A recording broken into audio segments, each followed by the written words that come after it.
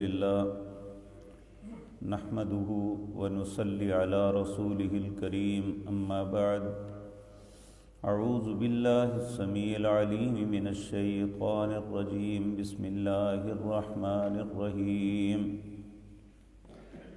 فأما من تاب وآمن وعمل صالحا فعسى أن يكون من المفلحين وربك يخلق ما يشاء ويختار ما كان لهم الخيرة سبحان الله وتعالى عما يشركون وربك يعلم ما تكن صدورهم وما يعلنون وهو الله لا إله إلا هو له الحمد في الأولى والآخرة وله الحكم وإليه ترجعون قل أرأيتم إن جعل الله عليكم الليل سرمدا إلى يوم القيامة من إله غير الله يأتيكم بضياء أفلا تسمعون قل أرأيتم إن جعل الله عليكم النهار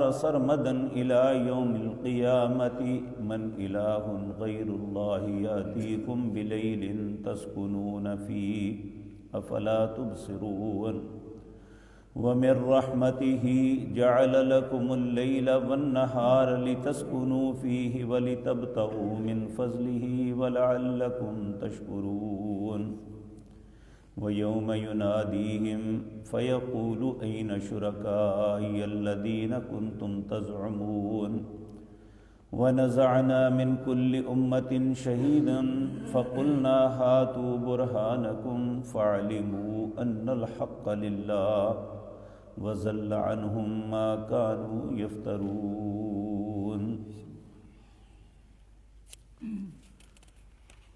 حضرات محترم، گزشتہ آیات میں ہم یہ بات پڑھ آئے ہیں کہ قیامت کے دن اللہ رب العزت ان لوگوں کو مخاطب ہو کے فرمائیں گے کہ جن جن کو تم اللہ کے ساتھ شریک بناتے تھے کہ فلاں کچھ کر سکتا ہے، فلاں ایسا ہو سکتا ہے، فلاں ہمیں چھڑا سکتا ہے، بلاؤ ان سب کو.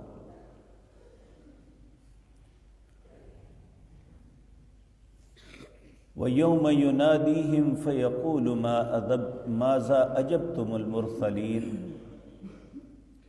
جب وہ ان کی کسی بات کا جواب نہیں دیں گے تو پھر پکارنے والا پکارے گا کہ تمہیں رسولوں نے جب ساری باتیں بتائی تھی تو کیا جواب دیا تھا تم نے. فَعَمِيَتْ عَلَيْهِمُ الْأَنْبَاءُ، ساری خبروں کو ان پہ اندھا کر دیا جائے گا، گم ہو جائیں گی، کوئی خبر نہیں انہیں ہوگی، کسی بات کا علم ہی نہیں ہوگا.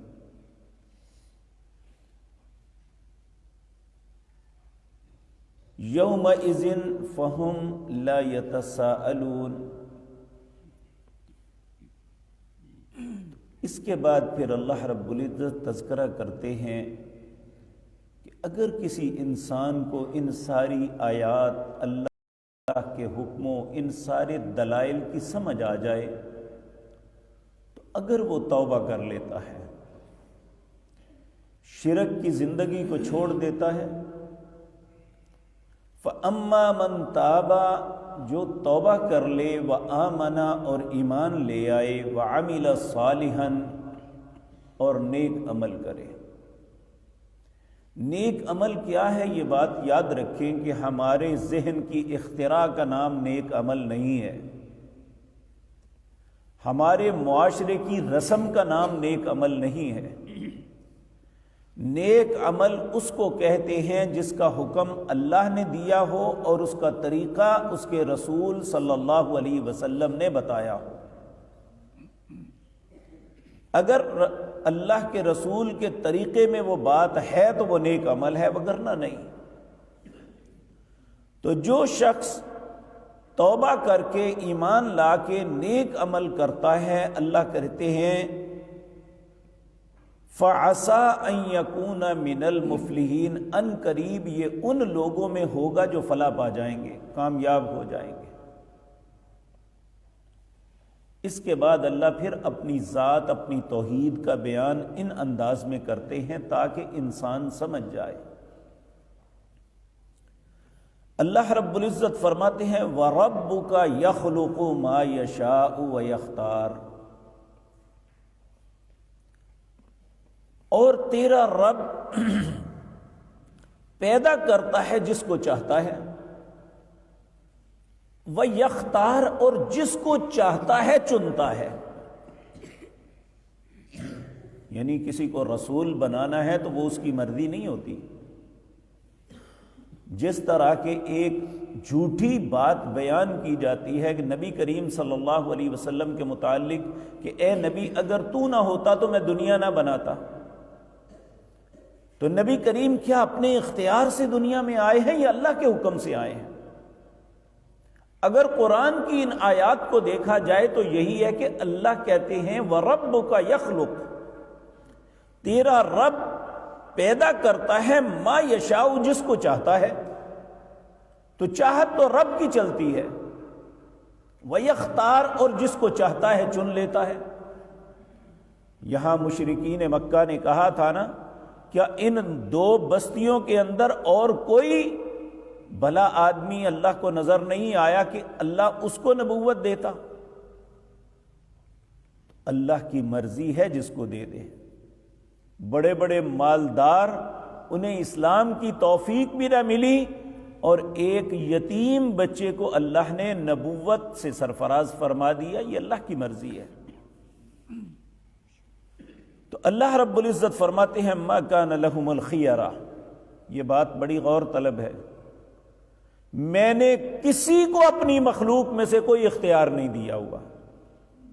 یہ جو کہتے ہیں نا بعض لوگوں کو اللہ نے اختیار دے دیے، قرآن اللہ رب العزت سورت القصص ہے، اس کی آیت نمبر 68 ہے، اللہ کہتے ہیں ما کان لہم الخیرہ، میں نے کائنات کے اندر کسی کو کوئی اختیار نہیں دیا ہوا۔ ہاں ایک بات ہے، انسان کو نیکی اور برائی سامنے رکھ کے بتایا انا ہدیناہ السبیل اما شاکرا و اما کفورا، یہ میرا رستہ ہے، جس کا دل چاہتا ہے اس پہ چلے، جس کا دل چاہتا ہے انکار کرے، مجھے کوئی پرواہ نہیں ہے۔ تو اللہ فرماتے ہیں ما کان لہم الخیرہ، پھر فرمایا سبحان اللہ، اللہ پاک ہے، وتعالی، اور وہ بہت بلند ہے، اما یشرکون، ان چیزوں سے جو اس کے ساتھ تم شریک بناتے ہو، وہ اللہ کے مقابلے میں کوئی حیثیت نہیں۔ وَلَمْ يَكُنْ لَهُ كُفُوًا أَحَدٌ، اللہ کا ہمسر کوئی نہیں ہے، اللہ سب سے بلند ہے۔ پھر اللہ فرماتے ہیں وَرَبُّكَ يَعْلَمُ مَا تُكِنُّ صُدُورُهُمْ وَمَا يُعْلِنُونَ، اور تیرا رب جانتا ہے جو تم اپنے سینوں کے اندر چھپا کے رکھے ہوئے ہو، وما یعلنون، اور جو تم ظاہر کرتے ہو، اس کے سامنے تمہاری کوئی چیز چھپی ہوئی نہیں۔ وَهُوَ اللَّهُ، وہی تمہارا اللہ ہے، لا الہ الا ہو، اس کے علاوہ تمہارا کوئی الہ نہیں ہے۔ لہ الحمد، تعریفیں اسی کے لیے ہیں، فی الاولی والآخرہ، پہلے دنیا میں بھی اور آخرت میں بھی، ساری تعریفوں کے لائق صرف اس کی ذات ہے۔ نبی کریم جب بھی بات کرنے کا آغاز کرتے تو کہتے ان الحمد للہ، بے شک حمد صرف اللہ کے لیے ہے، اور حقیقت بھی یہی ہے کہ حمد اللہ کے لیے ہے۔ اگر انسان کو نیکی کی توفیق ملتی ہے اور وہ نیک کام کر لیتا ہے تو پھر بھی تعریف اللہ کی ہے۔ نبی کریم جب کوئی نیک کام مکمل کرتے تو آپ اللہ کی تعریف کرتے ہوئے یہ کہتے الحمدللہ الذی بنعمتہ تتم الصالحات، تمام تعریفیں اس اللہ کے لیے ہیں جس نے مجھے یہ نیکی کی نعمت عطا فرمائی اور اسے پورا کرنے کی توفیق بخشی۔ تو اللہ رب العزت کی تعریفیں ہیں، وَهُوَ اللَّهُ لَا إِلَٰهَ إِلَّا هُوَ لَهُ الْحَمْدُ فِي الْأُولَى وَالْآخِرَةِ وَلَهُ الْحُكْمُ، حکم بھی صرف اسی کا چلتا ہے۔ فَإِنَّكَ تَقْضِي وَلَا يُقْضَى عَلَيْكَ، اے مالک جب تیرا فیصلہ آ جائے تیرے فیصلے پہ کسی دوسرے کا فیصلہ نہیں چل سکتا۔ ہم قنوت وتر کے اندر یہ پڑھتے ہیں۔ تو اللہ وَلَهُ الْحُكْمُ، حکم بھی صرف اسی کا ہے، وَإِلَيْهِ تُرْجَعُونَ، سب نے لوٹ کے بھی اسی کے پاس جانا ہے۔ پھر اللہ فرماتے ہیں قُلْ أَرَأَيْتُمْ، کیا تم دیکھتے نہیں ہو، إِن جَعَلَ اللَّهُ عَلَيْكُمُ اللَّيْلَ سَرْمَدًا، اللہ اگر اس رات کو ہمیشہ کے لیے رات بنا دے، إِلَى يَوْمِ الْقِيَامَةِ، قیامت کے دن تک، من الہ غیر اللہ،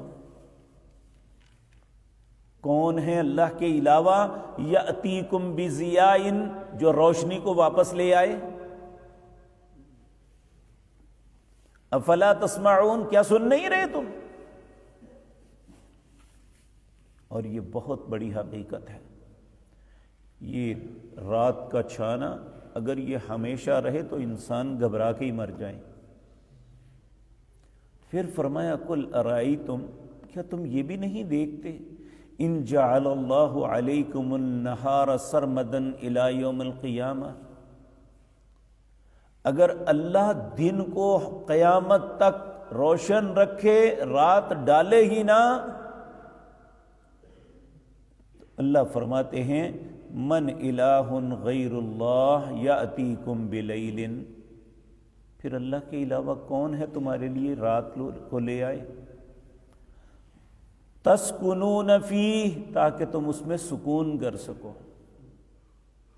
دنیا میں کچھ ایسے ممالک ہیں جہاں 6 ماہ تک رات رہتی ہے، 6 ماہ تک دن، اور جب وہ دن ہوتا ہے، اور کئی ایسی جگہیں ہیں جہاں چند لمحے رات رہتی ہے، ادھر سورج غروب ہوا 15 منٹ بعد سورج دوسری طرف سے طلوع ہو جاتا ہے، اور وہ رات کو آرام کرنے کے لیے اپنے گھروں میں بڑے دبیز پردے لگاتے ہیں کہ روشنی اندر نہ آئے تاکہ ہم سکون حاصل کر سکیں۔ لیکن جو آپ کو بغیر کسی بل دیے رات کو اندھیرا چھا کے سکون اللہ عطا فرماتا ہے، یہ ان کے نصیب میں نہیں ہے۔ تو اللہ رب العزت فرماتے ہیں من الہ غیر اللہ یأتیکم بلیل، اگر میں ہمیشہ کے لیے دن کر دوں تو کون ہے اللہ کے علاوہ اور کوئی، جاؤ لے کے تو آؤ، شریک جو بنا رہے ہو کہ یہ مشکل کشا ہے، یہ حاجت روا ہے، یہ داتا ہے، یہ فلاں ہے فلاں ہے، جاؤ سب کو اکٹھا کر کے لاؤ۔ اللہ کہتا ہے اگر میں دن ڈال دوں تو رات واپس پلٹا کے تو دکھاؤ۔ کون ہے اللہ کے علاوہ یأتیکم بلیل، جو تمہارے لیے رات بنا دے، تسکنون فی، تم اس میں سکون کر سکو، افلا تبصرون، کیا تم نہیں دیکھتے؟ پھر فرمایا وَمِن رحمتہ، یہ اس اللہ کی تم پہ رحمت ہے، جعل لکم اللیل والنہار، جس نے تمہارے لیے رات اور دن دونوں بنائے ہیں۔ رات اس لیے بنائی لتسکنوا فی، تاکہ تم سکون کرو، اور دن اس لیے بنایا ولتبتغوا من فضلی، کہ تم اللہ کا فضل تلاش کرو، اپنے معاش کے لیے نکلو۔ وَلَعَلَّكُمْ تَشْكُرُونَ، یہ سب کچھ، یہ ساری نعمتیں تمہیں اس لیے عطا کی کہ تم اللہ کا شکر ادا کرو۔ تو میرے بھائیوں، میں بھی اور آپ اپنے دل سے پوچھیں ہم کتنا اللہ کا شکر ادا کرتے ہیں ان باتوں پہ؟ کبھی غور کیا ہے دن رات پہ کہ اللہ کا یہ کتنا ہم پہ کتنا بڑا احسان ہے کہ اس نے رات کو، اس کی رحمت ہے کہ اس نے رات کو سکون کے لیے بنایا۔ کسی مریض سے پوچھو جسے رات کو بھی نیند نہیں آتی، اسے پوچھو کہ کس طرح رات گزرتی ہے۔ یہ تو اللہ کی رحمت ہے۔